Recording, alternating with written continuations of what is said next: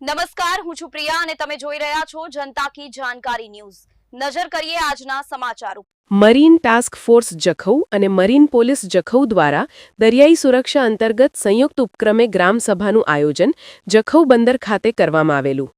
Marine task ફોર્સના police અધિક્ષક Shri S.J. Parmar સાના માર્ગદર્શન હેઠળ ગુજરાત રાજ્યના વિશાળ દરિયા કિનારા તેમજ દરિયા કિનારાને સ્પર્શતા ગામોના લોકોમાં લોકજાગૃતિ કેળવાય એના માટે જખૌ બંદર ખાતે ગ્રામસભાનું આયોજન કરવામાં આવ્યું હતું। ગ્રામસભાના અધ્યક્ષ શ્રી DYSP R.M. ચૌધરી દ્વારા પ્રાસંગિક ઉદ્બોધનમાં કટોકટીની સ્થિતિમાં પોલીસ અને પ્રજાજનો વચ્ચે સુદૃઢ સમન્વય કેળવાય તેમજ દરિયાઈ વિસ્તારમાં શંકાસ્પદ બોટ કે અજાણ્યા કે સંદિગ્ધ વ્યક્તિઓની ગતિવિધિઓ ઉપર નજર રાખવા તેમજ દરિયાઈ વિસ્તારમાં અવારનવાર મળી આવતા વિવિધ કેફી પદાર્થોની હેરાફેરી જેવા ગંભીર વિષયો ઉપર સચોટ માહિતી આપી આ ગ્રામસભામાં બહોળી સંખ્યામાં જખી બંદરના માછીમારો બોટ માલિકો ઉપસ્થિત રહ્યા હતા।